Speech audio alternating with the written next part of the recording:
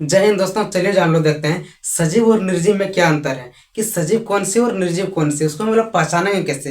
ये सजीव निर्जीव जो है बायोलॉजी की बहुत बेसिक चीज़ है। इसी बहुत चीज़ बहुत इंपॉर्टेंट है, इसे जानना बहुत जरूरी है। क्योंकि जब हम लोग आगे पढ़ेंगे तो सजीव और निर्जीव के बारे में यदि पता नहीं है तो आगे बहुत थोड़ा मुश्किल हो सकता है। इसीलिए हम लोग देखते हैं कि सजीव और निर्जीव में अंतर क्या है, डिफरेंस इसमें अंतर क्या है। तो चलिए हम लोग समझते हैं कि सजीव को कैसे पहचानेंगे और निर्जीव को कैसे पहचानेंगे। सबसे पहला है, समझिए इस तरह से कि रिस्पायरेशन। रिस्पायरेशन मतलब कि श्वसन। जैसे कि श्वसन का मतलब है सांस लेना छोड़ना। जैसे कोई भी जीव है तो उसमें श्वसन हो रहा है कि नहीं हो रहा है। जैसे कोई भी इंसान यानी जिंदा इंसान, उसमें यदि सांस चल रहा है तो वो सजीव के अंतर्गत आ जाएगा। और जो निर्जीव, जैसे कि कोई आदमी मर गया, वो चिता पे है, उस पे जाकर नजदीक जाके देखिए, क्योंकि उसमें श्वसन नहीं होगा, सांस ले रहा है ना छोड़ रहा है, वो निर्जीव के अंतर्गत आ जाएगा। वो मतलब कि रिस्पायरेशन जिसमें हो उसे सजीव कहते हैं, और जिसमें रिस्पायरेशन नहीं हो उसे निर्जीव कहते हैं। और फिर दूसरा है रिप्रोडक्शन। रिप्रोडक्शन का मतलब होता है कि प्रजनन। प्रजनन है मतलब कि अपने समान संतति को जन्म देना, पैदा करना। जैसे बहुत सारे ऐसे जीव हैं, जैसे बहुत सारे ऐसे ह्यूमन है जिसमें जो श्वसन रिप्रोडक्शन करते हैं, बट अपने समान संतति निर्माण नहीं कर पाते हैं। उससे हम उसमें हम लोग देख सकते हैं सजीव के अंतर्गत आ जाएगा। जो सांस ले सकता है, वो जो चल फिर सकता है, वो सजीव के अंतर्गत आ जाएगा। जिसमें रिप्रोडक्शन होता है वो सजीव के अंतर्गत आ जाएगा। जैसे निर्जीव, निर्जीव में बहुत सारी चीजें, निर्जीव में रिप्रोडक्शन होता है नहीं है। जैसे मार्कर, कलम, कुर्सी, टेबल, ये सब जैसे कि सजीव है ही नहीं, तो रिप्रोडक्शन कैसे करेगा, ये सब हो जाएगा निर्जीव के रिप्रोडक्शन में। और ग्रोथ, फिर तीसरा है ग्रोथ। ग्रोथ मतलब कि सजीव जैसे कोई भी से, हम लोग ही ह्यूमन है तो हम लोग धीरे धीरे ग्रोथ कर रहे हैं, धीरे धीरे बड़ा हो रहे हैं, हमारा सेल से मतलब निर्माण हो रहे हैं, तो ग्रोथ हो रहे हैं ना कहीं से। जैसे कि हमारे साइज जो है देखिए बढ़ रहा है, जैसे धीरे धीरे सेल में ग्रोथ हो रहा है, धीरे सेल बड़ा हो रहा है, सेल टूट रहा है, तो हमारे शरीर में कहीं ना कहीं ग्रोथ हो ही रहा है। तो सजीव में ग्रोथ होना जरूरी है, ग्रोथ गुण होना जरूरी है, वृद्धि होना जरूरी है। और जिसमें ग्रोथ नहीं हो, जिसमें वृद्धि नहीं हो, वो निर्जीव के अंतर्गत आ जाएगा। जैसे मार्कर, ये मार्कर जैसा ही है, जैसा बनाया गया है वैसा ही रहेगा। ये बड़ा होगा ना छोटा होगा, तोड़ देंगे तो अलग बात है, ऑटोमेटिकली ये नहीं हो सकता है। इसलिए मार्कर ये जो है ये निर्जीव के अंतर्गत, निर्जीव के अंतर्गत आ जाएगा। और फिर चौथा है न्यूट्रिशन, पोषण। जैसे कि हम लोग कुछ भोजन खाना खाते हैं, तो हम लोग श्वसन अपने ऊर्जा बनाए रखने के लिए खाना खाते हैं ना, तो हम लोग न्यूट्रिशन जो हम लोग पोषण लेते हैं, तो वो हम लोग सजीव के अंतर्गत आ जाएगा। क्योंकि जो सजीव है वो भोजन कर सकता है, और जो निर्जीव है वो भोजन नहीं कर सकता है। जैसे व्हाइट बोर्ड है, ये क्या ये पोषण कर सकता है? ये श्वसन मतलब कर सकता है, ऐसा नहीं कर सकता है। जो निर्जीव चीज है वो पोषण भी नहीं कर सकता। जैसे मारकर, क्या जैसा है, मान लो इसको हम खाना जबरदस्ती होता भी तो खिला दें, ये बड़ा हो सकता है? नहीं, ऐसा नहीं हो सकता। निर्जीव में पोषण मतलब कि न्यूट्रिशन नहीं होता है, ठीक ना, ये न्यूट्रिशन नहीं होता है। और इसमें सजीव में न्यूट्रिशन होता है। और फिर पांचवा है मूवमेंट। मूवमेंट मतलब गति। जैसे भी हम लोग ह्यूमन है, जैसे कोई जानवर है तो दौड़ फिर रहा है, दौड़ रहा है, चल रहा है, बोल रहा है, उससे मूवमेंट मतलब शरीर में गति हो रही है, उससे ब्लड सर्कुलेशन चालू है, उससे श्वसन तंत्र चालू है। तो इसमें मूवमेंट जो है सजीव के अंतर्गत होता है, सजीव में होता है। और निर्जीव में मूवमेंट नहीं होता है। क्या ये मारकर एक जगह रख दें, अपने से ये कुछ चल फिर सकता है, अपने बड़ा हो सकता है, मूवमेंट गति कर सकता है, दौड़ सकता है, बोल सकता है? नहीं, ये सब नहीं हो सकता है। तो ये निर्जीव के अंतर्गत आ जाएगा। फिर है लाइफ, छठा है लाइफ स्पैन यानी जीवन अवधि। सजीव जैसे कि हम लोग अभी ह्यूमन है, कि मान लो 50-60 साल जिएंगे, उतना ज़्यादा अब तो अभी बहुत घट गया है अवधि, धीरे धीरे ये घटते जाएगा। क्या ये जीवन क्षमता जो हमारे लिए निश्चित है? निश्चित थोड़ा दिन बता सकते हैं, लेकिन 50-60 साल को जी ह्यूमन जी सकता है अच्छी तरह से, ठीक ना।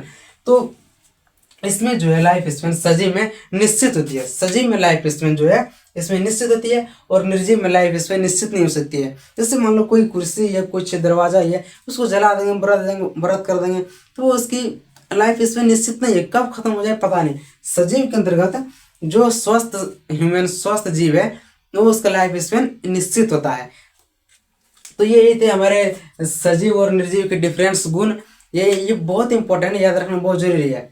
और जैसे कि एग्जाम्पल में ले लें, वो इस तरह हम तो जैसे मनुष्य, जिंदा मनुष्य बोल रहे हैं, रेस्पायरेशन चल रहा है, हमारे शरीर में वृद्धि हो रही है, ग्रोथ हो रहा है, मूवमेंट हो रहा है, तो हम लोग सजीव हैं।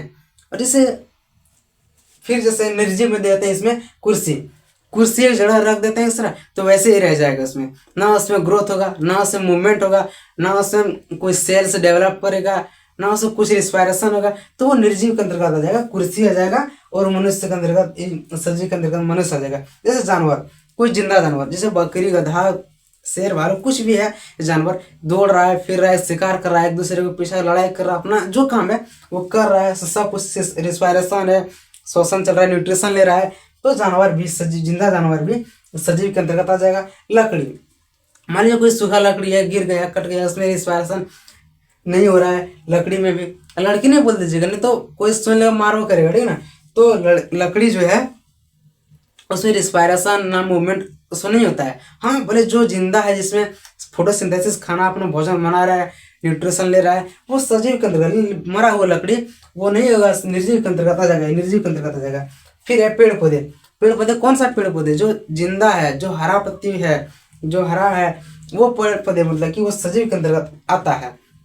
उसमें भी रिस्पायरेशन होता है, उसमें भी ऑक्सीजन, जो हम लोग ऑक्सीजन लेते हैं हम लोग सांस के रूप में, वो पेड़ पौधों से ही मिलता है। और जो हम लोग कार्बन डाइऑक्साइड छोड़ते हैं वो पेड़ पौधा लेते हैं, उसके बदले में वो ऑक्सीजन देते हैं हमें, और हमें ऑक्सीजन के बदले में कार्बन डाइऑक्साइड छोड़ते हैं, जो पेड़ पौधे लेते हैं। पेड़ पौधे में फोटोसिंथेसिस, ये लोग भी भोजन अपना बनाता है, सूर्य के प्रकाश से फोटोसिंथेसिस के द्वारा ये अपना भोजन बनाते हैं, और ये अपना जीवन अवधि के थ्रू जिंदा रहते हैं। इससे भी मतलब पेड़ पौधा भी जो है जिंदा, ये सजीव के अंतर्गत आ जाएगा। जैसे मार्कर, ये मार्कर ही है, क्या ये सजीव के अंतर्गत आ जाएगा? नहीं, निर्जीव के अंतर्गत आ जाएगा। फिर वायरस, वायरस है, ये सजीव के अंतर्गत आ जाएगा और निर्जीव के अंतर्गत भी आ जाएगा। जैसे कोई वायरस है, वो निर्जीव ऐसे होता है, लेकिन यदि वो कोई सजीव के शरीर में प्रवेश कर जाए, जैसे हमारे ह्यूमन है हम, यदि हमारे अंदर वो वायरस प्रवेश कर जाए तो वो वायरस जो है सजीव हो जाएगा। यदि वो किसी में प्रवेश नहीं हुआ, अपने आप में है, अपने हवा में उड़ रहा है, कहीं उड़ जा रहा है अपने से, तो वो निर्जीव हो जाएगा। यदि वो किसी सजीव के शरीर में प्रवेश कर जाए तो वो वायरस सजीव हो जाएगा, और निर्जीव हो जाएगा जब तक वो किसी के शरीर में प्रवेश नहीं किया, उस शरीर सजीव में, तो वो निर्जीव हो जाएगा। और नाखून, नाखून भी निर्जीव है, ठीक है। नाखून कैसे निर्जीव है? मान लीजिए नाखून हमारा है, इतना बड़ा कर दें, इधर काटने, यदि काट देंगे बड़ा हुआ नाखून को, तो उसमें दर्द नहीं होगा। यदि हम जो मांस से अटैच, जैसे सटा हुआ है, यदि उधर हम काटने की कोशिश करें, काटेंगे, कट लगाएं, तो बहुत भयानक दर्द हो सकता है, ब्लड वोलड आ सकता है। इसीलिए क्योंकि नाखून भी सजीव और निर्जीव के अंतर्गत आता है। तो ये थी बेसिक इंपॉर्टेंट चीज, याद रखना बहुत जरूरी है। तो ये थी सजीव और निर्जीव में डिफरेंस, अंतर, यानी लिविंग और नॉन लिविंग, इसे भी कहते हैं। तो इसे बेसिक इंपॉर्टेंट था। यदि इसे याद आप लोग रखते हैं, ध्यान से समझते हैं कि सजीव और निर्जीव में अंतर क्या है, तो आगे चलकर जो हार्ड टॉपिक है, हार्ड सब्जेक्ट है, उसमें आप लोग दिक्कत नहीं हो सकता है। नहीं तो आगे बहुत हार्ड चीज़ तो दिक्कत होगा, यदि अभी बेसिक चीज़ को नहीं जानेंगे, जड़ को, यदि पिलर को, घर की जड़ को मजबूत नहीं करेंगे, तब तो ऊपर दिक्कत हो सकता है, कभी दिक्कत हो सकता है। तो ये इतना ही सारी चीज़ थी। फिर मिलते हैं किसी और नेक्स्ट वीडियो में, तब तक के लिए जय हिंद, थैंक यू।